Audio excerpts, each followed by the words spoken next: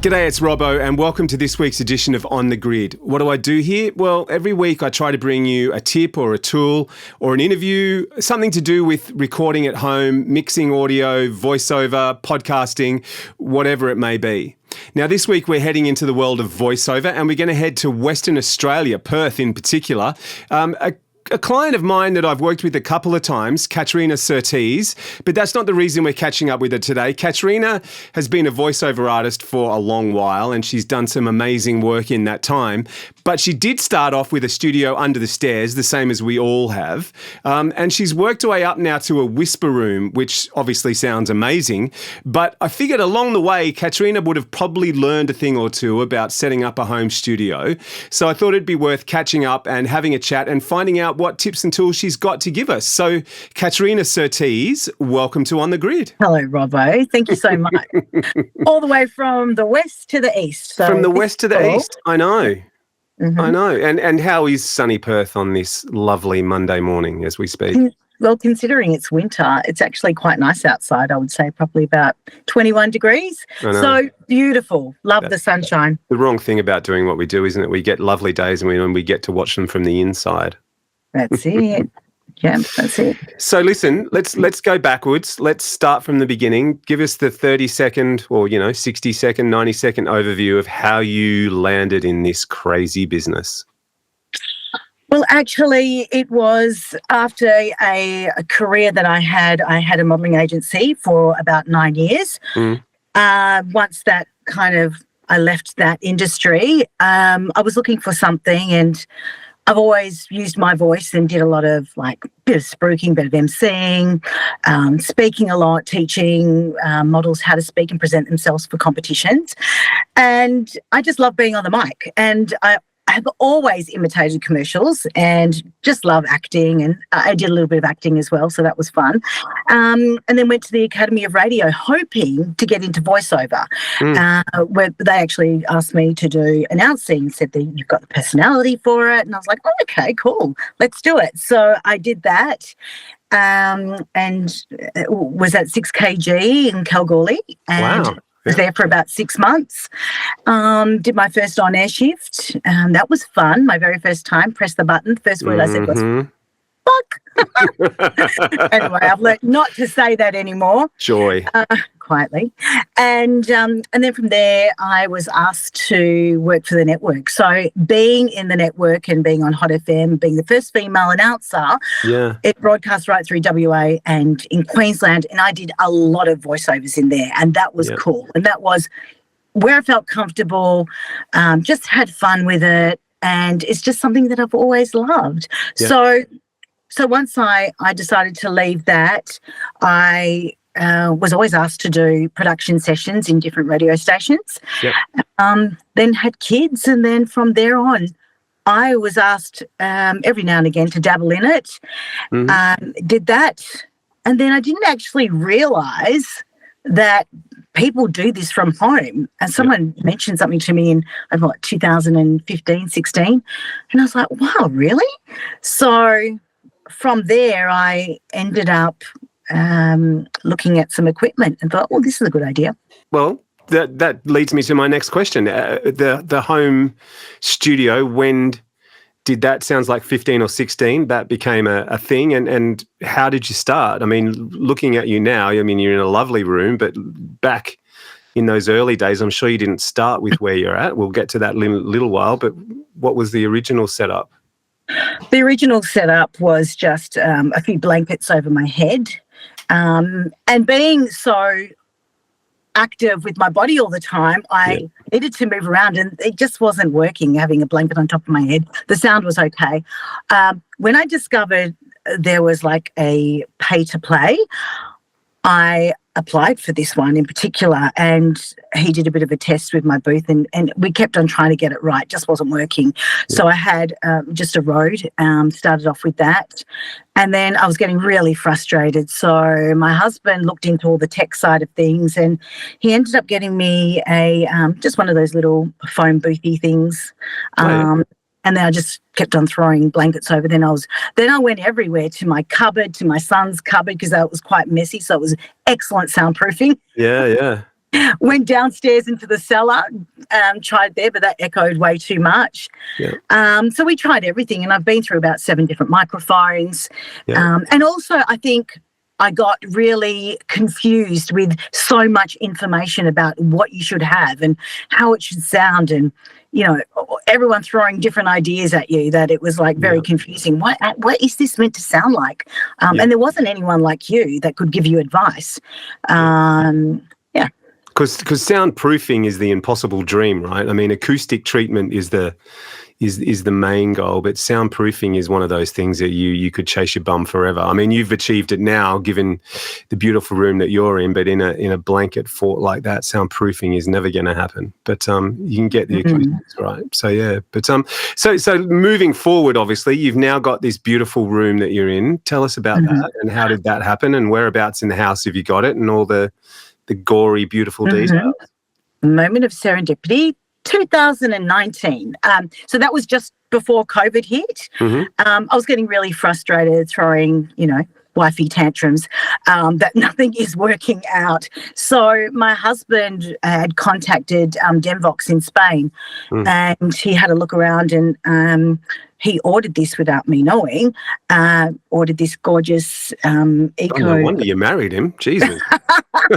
Exactly. Well, I've paid him back now, so that's good. Yeah, right.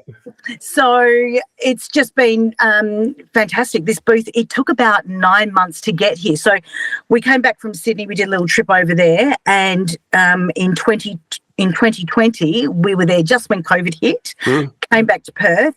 And he said, there was an email, read this, and it was my Demvox booth on the way. Wow. So it was so cool. It was like this big box with a crane. There was a nice bottle of champagne waiting on there. Oh, nice. Got into my son and my husband set the booth up for me because it came in pieces. Yep.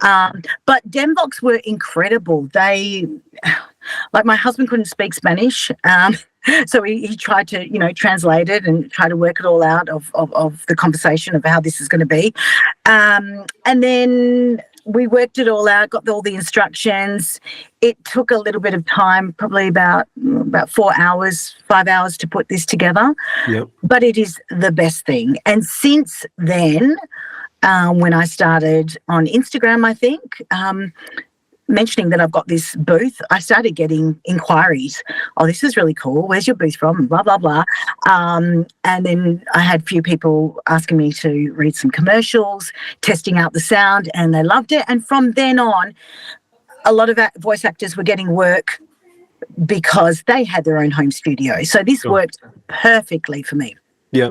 So I was going to ask, did you find that making that financial that that financial, using that financial expense, that step up in cost of having a home studio, did you find that work followed with that? Like, I guess in the end of the day, the question is really, was it a worthwhile was it a worthwhile process, spending that money?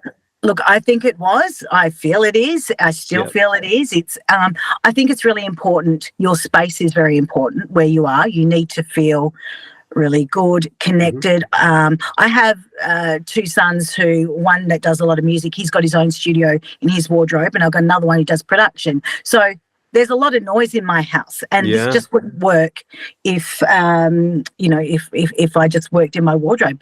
I'd be screaming all the time, and I have no time to use my voice because I'd have to be healing my vocal cords. Yeah. Well, I mean, I guess the thing is that soundproofing that we talked about is now taken care of, right? I mean, that's the big tick with a reasonably, very big outlay, but the big tick is that soundproofing thing is just dealt with in one foul swoop. I think so. Look, I think a lot of voice actors try everything. I know a lot of very successful voice actors who work from their wardrobe, and it works well for them. But for me, this just was something just evolved, and it wasn't like I was looking for it. It just happened. And I don't know whether it was just because I was working hard and doing workshops and all that type of stuff and promoting myself, that the work came through, or whether it just lined up because I had a great booth. I knew what I was doing, learned a bit of the tech, still learning that part. Yeah, well, that's a never-ending story, though, isn't it? Learning the tech. Yeah. But from there, I've been booking some great commercials, and I never have an issue with the sound treatment, with the sound. I only get great remarks. There's not one producer or sound engineer that have said that it's bad. They always say it's great, no problem at all. So that just irons out the hitches of that first initial, what does it sound like in there? Yeah. Well, it takes that uncertainty away from their end, doesn't it? Exactly. Yeah. They're booking you, they know exactly what's going on. So walk us through then. Tell us about, I can see one microphone hanging behind you. We've got the 103 hanging up there by the looks of it. Yeah, so I've got the TLM 103. I love this one. I tend to use that for commercials. Yeah. And I've got the Sennheiser 416. Yeah. But it's kind of like I get bored easily, and I know people find certain microphones for their voice. Yeah. I just find sometimes my voice changes a little bit, so I hop back on the 103, and that sounds better for like a documentary read. Or I used to think my Sennheiser was great for that, but for commercials, I do like my 103. Yeah. Look, I mean, I would suggest that for long form stuff, the 103 is probably a better mic, because the Sennheiser has that sort of hype at the top end. It's a very bright microphone, and for long duration listening, that can get a bit fatiguing. So the 103. But would you suggest people have a shotgun and a large diaphragm? Do you find that you're swapping a fair bit by the sounds of it? I think you can survive on one, of course. Yep.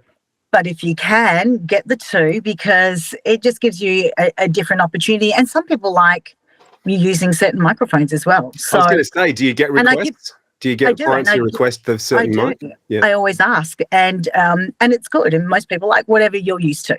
It's most of the time it is that. So, but it's good to know. Look, I think I'm the kind of person that if I'm going to do something, it needs to be done right. Yeah. And I do want to have the best of the best. Yep. It's just how I'm wired. And I feel that feels really good for me when I'm working. I just like everything to be right, and the rest, with voice acting anyway, it's just so loose and free. So you've got to rely on everything around you. And if I know I can walk in here feeling confident that everything is set up, no complaints with anyone, that's the job half done. Yep. And DAW, what are you recording on? So I've got Adobe Audition, and I'm using Universal Audio. Yeah, nice. So tell me about the journey. What have you learnt along the way, and what would you do differently, or what would you do the same? I would feel being yourself is number one. Yeah. Listen to your heart, listen to your gut instinct. Yeah. There is so much noise out there with people and coaches, and that, I felt it too, where I was just like getting emails every day. Most of my emails weren't jobs. They were coaches sending courses. I think, pick and choose the people that you aspire to, successful voiceovers that you would, you respect their path, people who you align to. I think that's really important, and get coaching. And when you're feeling a little bit flat and a little bit in a rut, it's not always a voice actor coach. Sometimes you need to speak to creatives in the industry just to kind of have fresh ears. I mean, they're the ones booking you. So if you can throw your demos out there, or some scripts, or just say, look, something's not working, can you give me some advice? So I think, reach out if you need to, but don't get overwhelmed by all of the noise from the industries, and what's going to work for one person is not going to work for someone else. And I've tried that. I've tried doing other things that people have done. It's like, no more. I just got to listen to myself and listen to where I'm getting my bookings, and it's working. Cool. And what about rooms? I mean, starting from the days in the wardrobe to where you are now. Is there, God, you couldn't get much better than where you are now, but is there anything that you would change? Is there anything that you would maybe do differently? And did you learn anything, starting out, when you were starting out in the wardrobe? Is there tricks and things you learned then that you still use now? Yeah. I would say the microphone placement would be number one. Yep. That's always been important. I'm still trialing out different ways, because I honestly think your voice, gosh, you can do so much more with your voice once you know how the microphone works for you. Yeah. So I think that would be number one. Of course, sound. I just love playing around with sound and microphones. I think that's probably good. What would I do differently? I love the idea of having my booth, because on the outside I have my office and everything. So I'm in a really good schedule every day of my routine.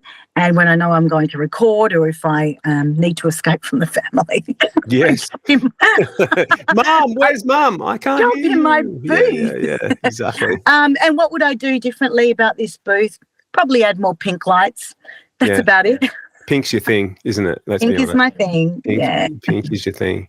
Well, listen, thanks very much for sharing your story. It's so nice to hear you doing well over there. Thank you. And thank you for asking me. It's a privilege. It's nice to have a chat.